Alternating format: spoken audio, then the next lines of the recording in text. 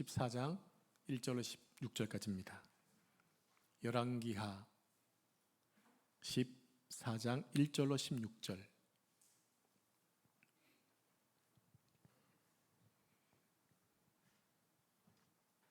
다 찾으셨나요? 자, 한 절씩 읽겠습니다. 이스라엘 왕 요아스의 아들 요아스 제2년에 유다의 왕 요아스의 아들 아마샤가 왕이 되니 그가 왕이 된 때에 나이 25세라. 예루살렘에서 29년간 다스리니라. 그의 어머니 이름은 여호야단이요 예루살렘의 사람이더라. 아마샤가 여호와 보시기에 정직히 행하였으나 그의 조상 다윗과는 같지 아니하였으며 그의 아버지 요아스가 행한 대로 다 행하였어도 오직 산당들을 제거하지 아니하였으므로 백성이 여전히 산당에서 제사를 드리며 분향하였더라. 나라가 그의 손에 굳게 섬에 그의 부왕을 죽인 신복들을 죽였으나 왕을 죽인 자의 자녀들은 죽이지 아니하였으니 이는 모세의 율법책에 기록된 대로 함이라. 곧 여호와께서 명령하여 이르시기를 자녀로 말미암아 아버지를 죽이지 말 것이요 아버지로 말미암아 자녀를 죽이지 말 것이라. 오직 사람마다 자기의 죄로 말미암아 죽을 것이니라 하셨더라. 아마샤가 소금 골짜기에서 에돔 사람 10,000명을 죽이고 또 전쟁을 하여 셀라를 취하고 이름을 욕두엘이라 하였더니 오늘까지 그러하니라. 아마샤가 예후의 손자 여호아스의 아들 이스라엘의 왕 요아스에게 사자를 보내 이르되 오라 우리가 서로 대면하자 한지라. 이스라엘의 왕 요아스가 유다의 왕 아마샤에게 사람을 보내 이르되 레바논 가시나무가 레바논 백향목에게 전가를 보내어 이르기를 내 딸을 내 아들에게 주어 아내로 삼게 하라 하였더니 레바논 들짐승이 지나가다가 그 가시나무를 짓밟았느니라. 내가 에돔을 쳐서 피하였으므로 마음이 교만하였으니 스스로 영광을 삼아 왕궁에나 내 집으로 돌아가라. 어찌하여 화를 자취하여 너와 유다가 함께 망하고자 하느냐 하나. 아마샤가 듣지 아니하므로 이스라엘의 왕 요아스가 올라와서 그와 유다의 왕 아마샤가 유다의 벳세메스에서 대면하였더니 유다가 이스라엘 앞에서 피하여 각기 장망으로 도망한지라. 이스라엘 왕 요아스가 벳세메스에서 아하샤의 손자 요아스의 아들 유다 왕 아마샤를 사로잡고 예루살렘에 이르러 예루살렘 성벽을 에브라임 문에서부터 성 모퉁이 문까지 400규빗을 헐고 또 여호와의 성전과 왕궁 곳간에 있는 그 문과 모든 기명을 설치하고 또 사람을 볼모로 잡고서 사마리아로 돌아갔더라. 요아스의 남은 사적과 그의 업적과 또 유다의 왕 아마샤와 싸운 일은 이스라엘 왕 역대지락에 기록되지 아니하였느냐. 요아스가 그의 조상들과 함께 잠에 이스라엘 왕들과 사마리아에 함께 장사되고 그의 아들 여로보암이 대신하여 왕이 되니라. 아멘. 이 말씀은 살아계신 하나님의 말씀입니다. 아멘. 이웃과 평화롭게 지내는 사람이 있는가 하면 호전적으로 이웃을 불편하게 하는 사람도 있습니다. 오늘 본문에 보면 이웃을 괴롭히는 사람이 나오죠. 그 사람은 바로 아마샤 왕입니다. 아마샤의 아버지였던 요아스 왕은 어린 시절이 불행했지요. 바알을 섬기는 악한 할머니 아달랴가 아버지의 모든 형제를 다 죽여버렸기 때문에 혼자서 성전에서 몰래 키움받아야 됐거든요. 다행히 여호야다 대제사장과 고모의 돌봄 속에서 성장을 잘했고 또 좋은 왕이 되었지만 이제 고모부가 죽게 되자 급격하게 하나님으로부터 돌아서게 됩니다. 그러다가 고모부의 아들을 죽이는 등 악한 행위를 하다가 그의 신하들에게 반역당해 죽임을 당하고 맙니다. 그리고 그의 아들이었던 아마샤가 왕이 되죠. 그러니까 오늘 본문의 주인공 아마샤도 큰 상처를 가지고 있었다고 하는 겁니다. 그가 여호와 보시기에 정직하게 행하자 하나님은 그에게 많은 복을 주셨어요. 그 당시에 그 나라가 복을 받는 게 무엇이냐? 나라가 국방이 튼튼해지는 것입니다. 그래서 적의 침범 없이 평안하게 전쟁 없이 사는 것이 그 나라가 복을 받은 어떤 특징이었어요. 그러자 힘이 생기자 이방 지역을 정벌하게 되었고 그래서 에돔을 크게 쳐서 승리하게 됩니다. 그러자 그는 해서는 안 될 북이스라엘까지 삼키려고 했던 것입니다. 결과적으로 북이스라엘과의 전쟁은 어떤 특별한 이유가 있어서 그런 것이 아니었다고 하는 거예요. 그리고 무엇보다 남북이 전쟁하는 것은 하나님이 싫어하시고 말리시는 것이었습니다. 당시 분열된 이스라엘의 상황을 좀 정리해 드리겠습니다. 솔로몬까지는 이스라엘이 통일 왕국이잖아요. 통일 왕국. 이스라엘의 12지파죠. 12지파가 한 나라를 이루고 있는 것이 통일 왕국이라고 부릅니다. 근데 그 나라가 남북으로 나눠진 것을 분열 왕국이라고 그래요. 그리고 분열 왕국 가운데 북이스라엘이 722년에 망해버리니까 밑에 있는 남쪽의 유다만 남쪽으로서 단일 민족이라고, 단일 왕국이라고 부르는 거예요. 근데 이 분열 왕국이 계속 11개에 기록되면서 주로 북쪽 왕들의 이름을 많이 다루고 있죠. 그런데 이 분열 왕국에서도 세 개로 구분되는데, 첫 번째 뭐냐면 적대 관계, 두 번째는 친분 관계, 또 세 번째는 또 적대 관계, 이렇게 바뀌어져요.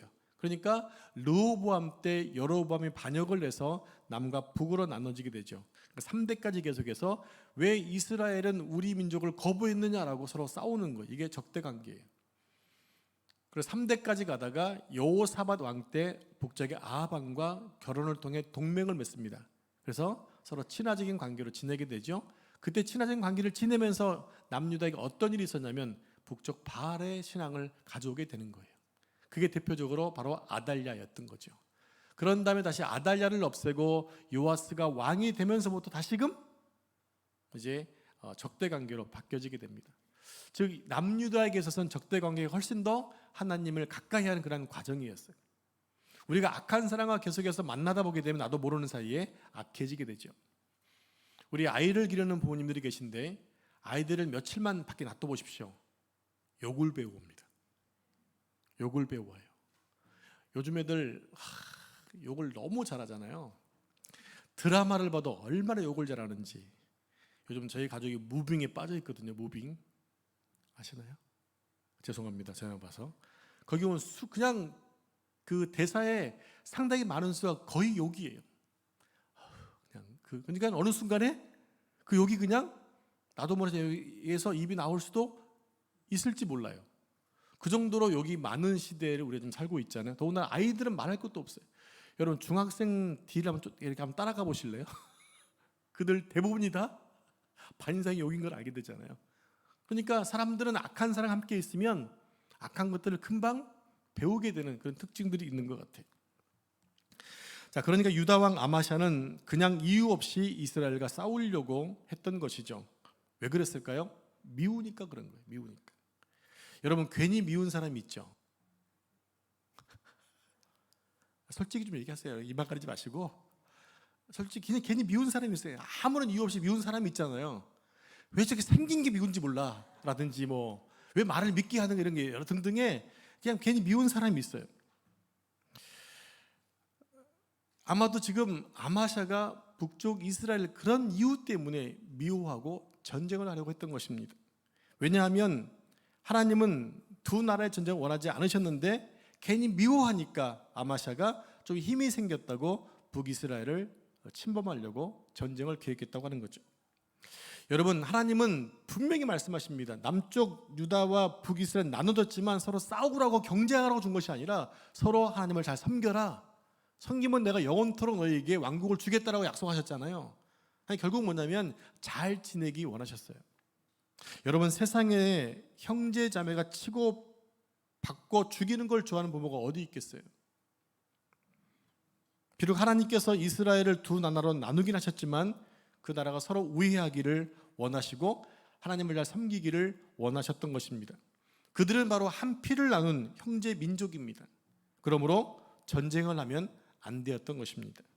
교회도 마찬가지입니다. 교회는 주님의 피로 세워진 공동체이기 때문에 성도 간에 싸우는 것 하나님이 진짜 싫어하세요. 여러분 성도는 가족이고 형제이지 원수가 아닙니다. 여러분 그러므로 누가 여러분에게 시비를 걸으면 그냥 져주세요. 자존심 상하신다고요?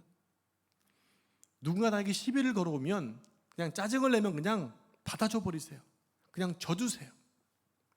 여러분 져준다고 해서 여러분 자존심에 상하는 것 아니에요. 내가 반응을 하면 문제가 되지만 반응을 하지 않으면 싸움은 일어나지 않습니다. 서로 그것에 대해서 원망이나 또 뭔가 계속 반응을 하면 걷잡을 없이 커지게 되지만 내가 반응을 하는 순간부터 문제는 더 커질 수가 있기 때문에 아예 반응을 하지 않는 거예요. 그리고 여러분들 속상해하지 마세요. 누가 이런 얘기를 저한테 편지로 보내주셨어요. 카톡으로 보내주셨는데 이런 말씀을 해주시더라고요. 누군가 나에게 던지는 말이 있잖아요. 말. 그 말을 그냥 여러분 필요 없으면 그냥 쓰레기 취급하라는 거예요.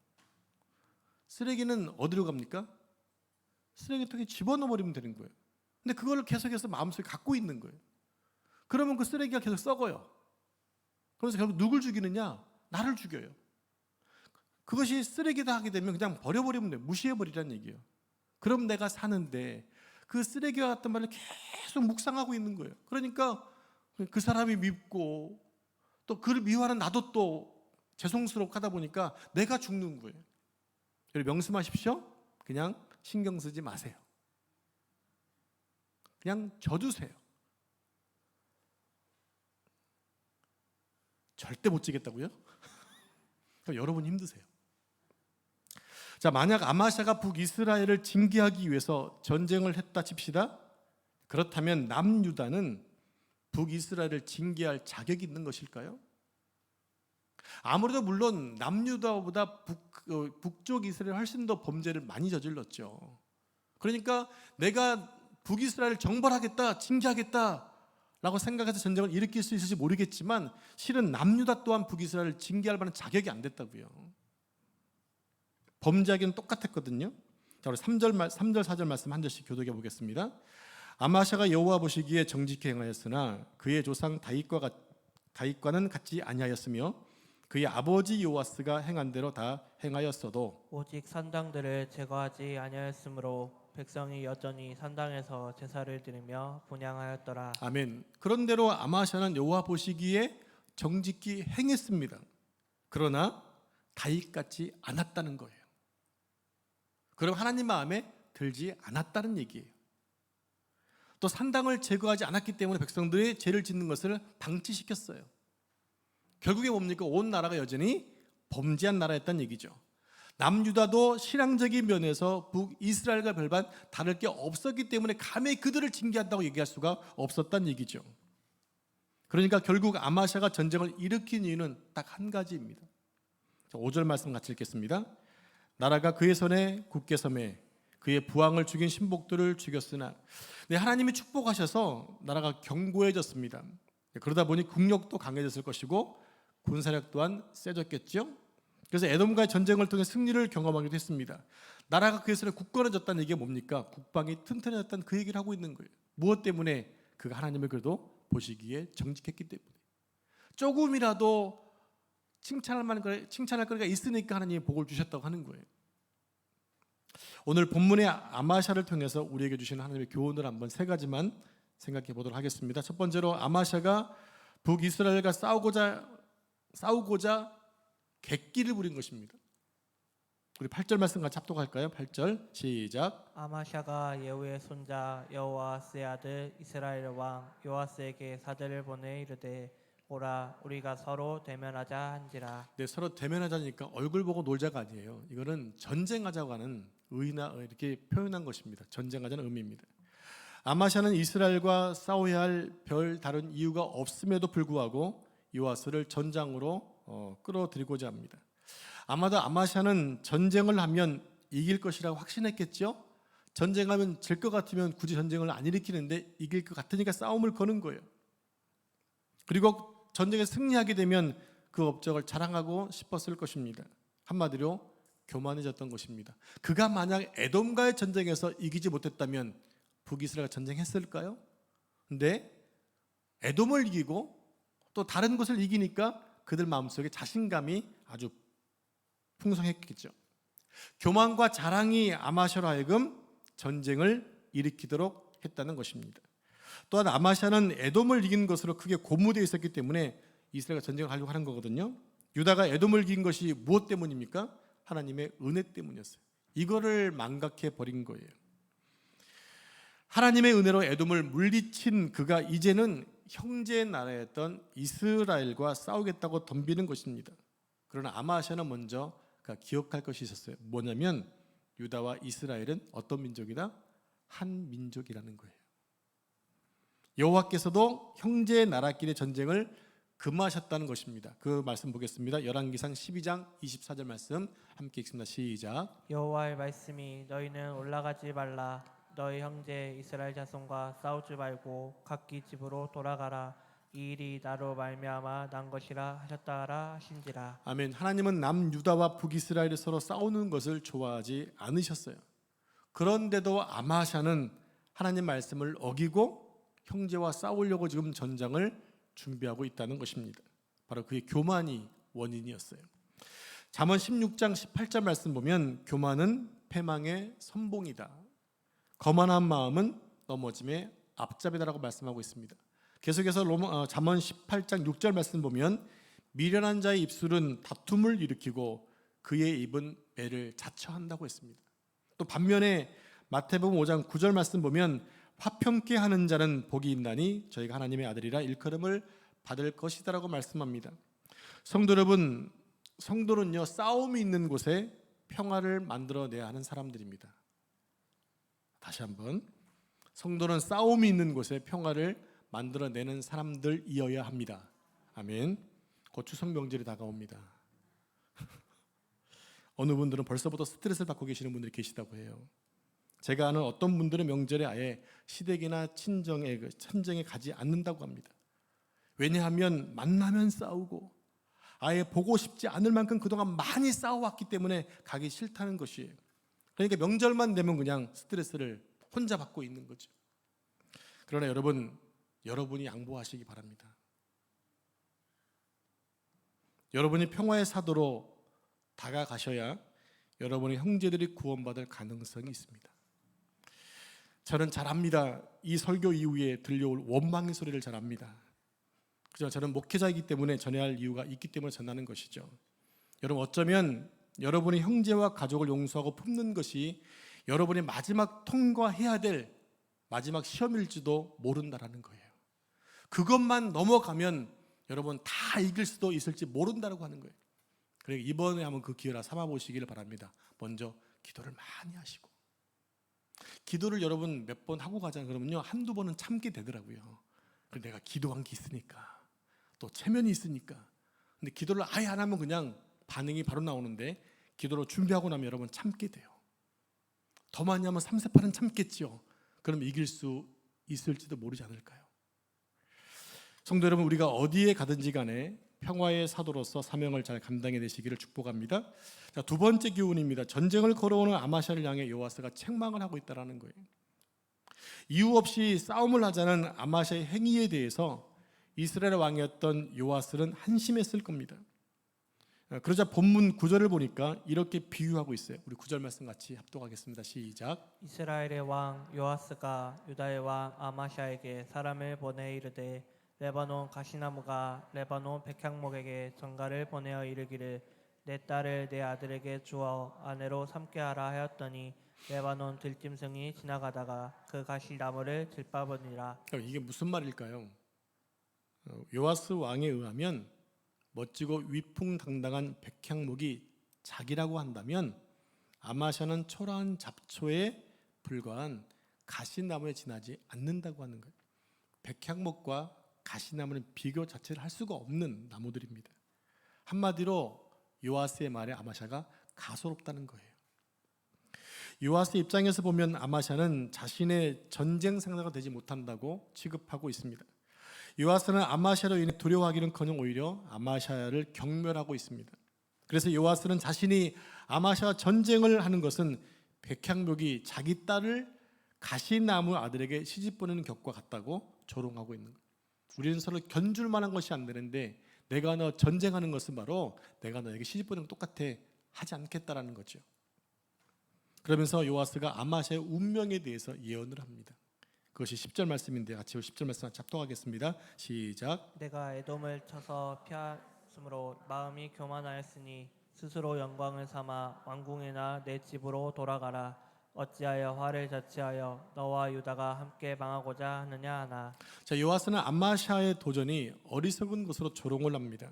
실제로 요아스의 판단이 옳았어요.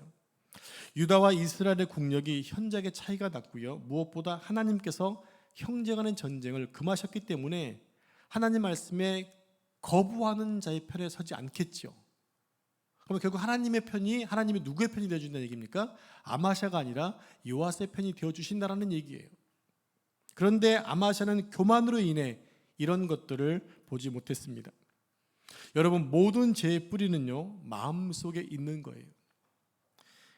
거기서 마음속에서 계속 죄가 자라고 성장을 해서 그것이 우리 언행으로 나타나게 되는 거예요. 그러므로 우리는 우리의 마음을 잘 관리를 해야 되는 거죠. 아마샤는 하나님의 은혜가 아니었으면 에돔과의 전쟁에 승리할 수가 없었습니다. 그런데도 마치 자기 능력으로 승리한 것처럼 지금 교만에 빠져 있는 거죠. 여러분, 사람이 언제 교만해지던가요?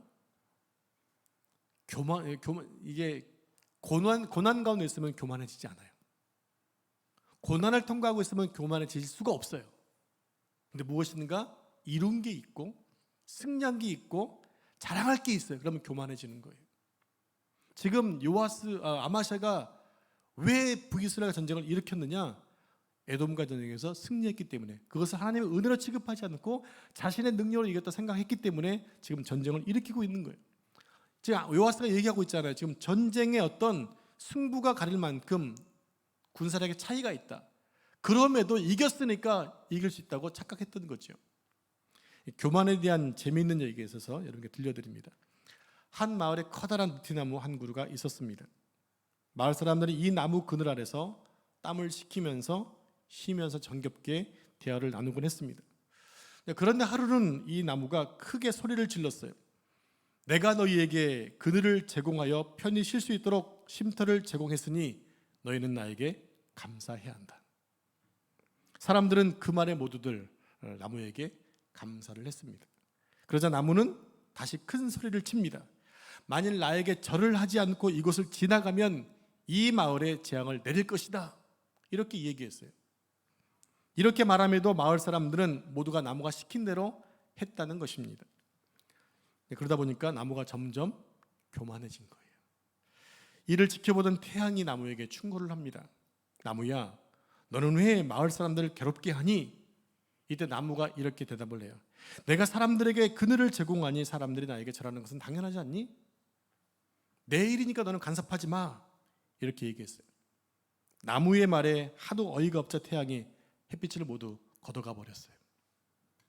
햇빛이 없어지니까 당연히 나무 그늘도 없어져 버린 거죠.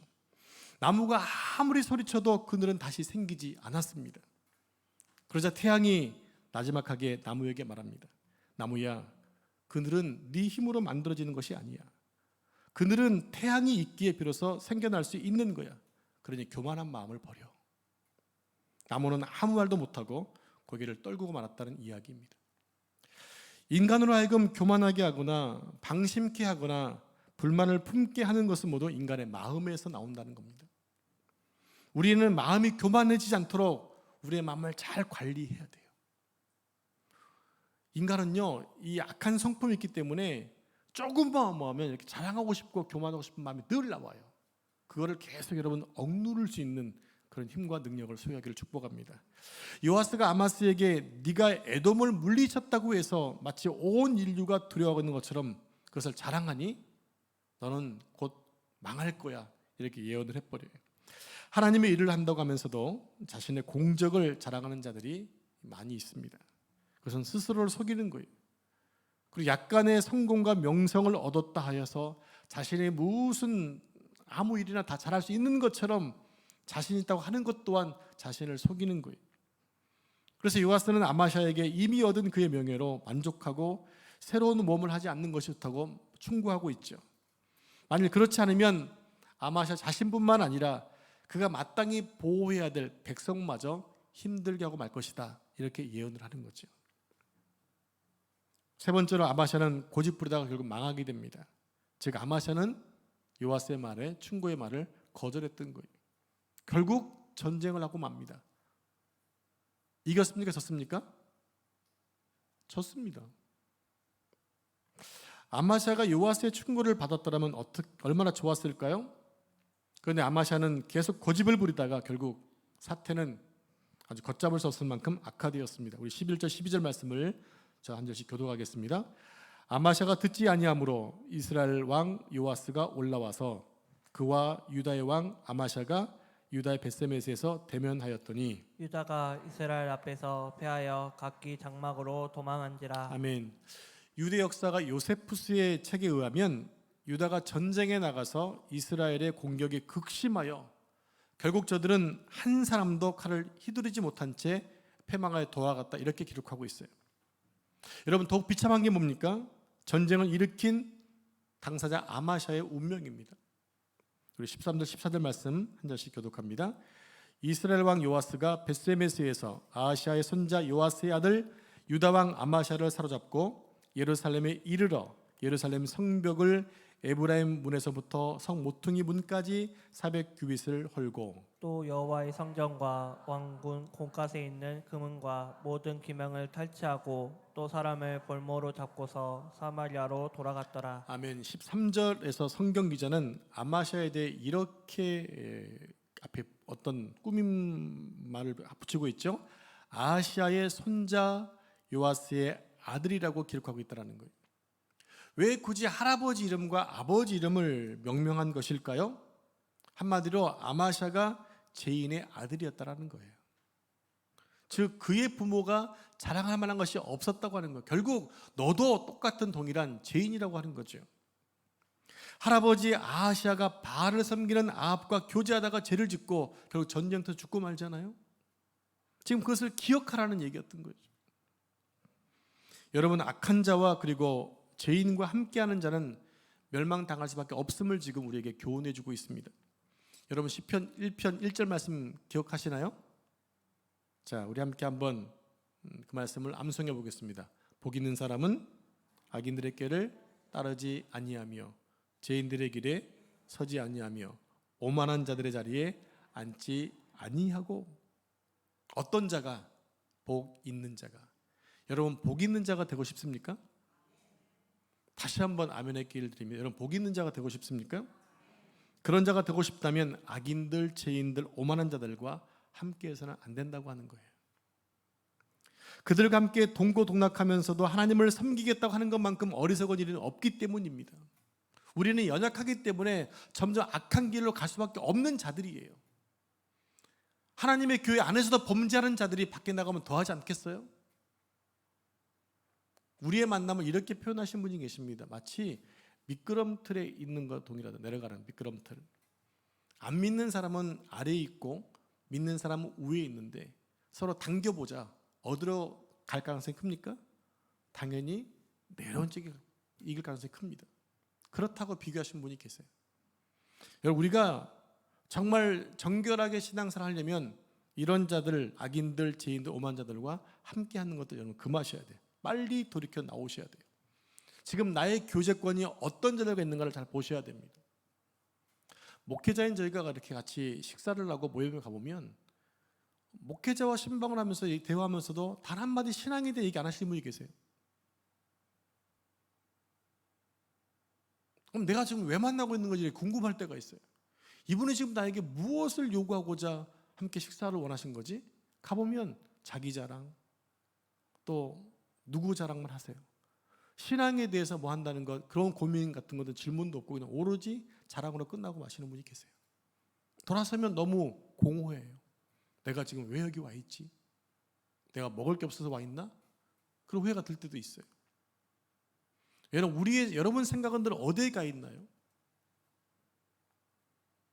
물론 여러분들이 목회자 입장은 다르기 때문에 물론 여러분의 생각들이 온전하게 가 있지 못한다 하더라도 그리고 대부분이 다 하나님 나라 가 있어야 되지 않을까요? 하나님 말씀에 여러분 기초에 있어야 되지 않을까요? 저는 그래야 된다는 생각하거든요. 그렇지 않으면 우리는 그냥 넘어질 수밖에 없어요. 금방 타락할 수밖에 없다고요. 연약한 자이기 때문에 그렇습니다. 승리자 요아스 왕은 예루살렘으로 들어가게 됩니다. 예루살렘은 하나님이 계시는 그 나라, 그 도시잖아요. 어떻게 합니까? 요아스는 정복자답게 승리자답게 예루살렘 성벽을 헐어버립니다. 즉 그들을 보호해주는 적어도 보호해주는 성벽이 없어져 버리니까 이스라엘 남유다는 계속해서 어려움을 당할 수밖에 없게 되는 거죠. 즉 요아스가 경고했던 것처럼, 훈계했던 것처럼, 충고했던 것처럼 너만 망하는 게 아니라 너와 함께 있는 백성도 망한다는 얘기가 지금 이 말에 성취되고 있다는 얘기입니다. 여러분, 이제 말씀을 정리합니다. 사랑하는 성도 여러분, 아마샤가 요아스와 전쟁을 하다가 패했습니다. 그것은 아마샤의 교만 때문이었습니다. 도무지 이스라엘의 상대가 되지 않음에도 불구하고 아마샤는 전쟁을 하고자 했던 것입니다. 요아스가 말렸음에도 불구하고 아마샤는 고집을 부려 전쟁을 시작했습니다. 그러다가 아마샤가 망합니다. 미련한 자의 최후인 거죠. 경고해줘도 경고를 안 듣는 거예요. 누군가 나에게 경고해주는 사람이 있을 때 그것도 행복한 거 아닙니까? 그 말을 여러분 들을 수 있어야 되는 거예요. 요즘에는요, 아이들이 되게 똑똑해요. 아이들의 말이 참 지혜로운 것도 있더라고요. 그런 아이들의 말도 여러분 들을 수 있는 귀가 열려져야 돼요. 부모니까 그냥 막 억누르지 마시고 아이들의 얘기를 들어보면 거기 하나님이 담아준 지혜가 있을 수도 있어요. 왜냐? 그 아이들 일단 깨끗하거든요. 영적으로 깨끗하기 때문에 하나님 그들을 통해서 말씀하실 때가 있다는 얘기입니다. 아마샤처럼 교만하여 충고를 듣지 않다가 스스로는 물론이고 주변 사람들까지 괴롭게 하는 어리석음을 범하지 않아야 합니다. 성도 여러분, 우리 남은 생애 동안에 늘 겸손하게 그리고 서로 간에 하나님을 이루어가는 신앙생활을 하셔야 하겠습니다. 그리고 나를 향한 선한 가르침을 주는 분들의 지혜를 귀담아 듣는 겸손한 여러분 되기를 축복합니다. 기도하겠습니다. 하나님 감사합니다. 오늘 아마샤의 어이없는 행동을 통하여 죄 없는 백성들이 또 어려움 당한 모습들을 살펴보고 결국 그 모든 것들이 그의 교만에서 왔음을 우리에게 알려주시니 감사합니다. 하나님, 우리가 악인과 죄인과 오만한 자들과 함께 거하지 않게 하시고 복이 있는 자로서 겸손하게 주님을 잘 섬기고 또 연합과 사랑을 이루어갈 수 있는 공동체로 세워지도록 축복해 주옵소서. 우리 성도들 이 시대에 세우시고 축복하신 하나님 감사합니다. 그 축복을 나누고 축복을 전하고 또 축복된 삶을 살 수 있도록 인도해 주시옵소서. 함께 이제 말씀을 놓고 기도하겠습니다. 우리 기도문을 열어주시고 이번 기도하는 모든 제목도 응답해 주실 줄 믿고 이 모든 말씀을 거룩하신 예수님의 이름으로 기도합니다. 아멘.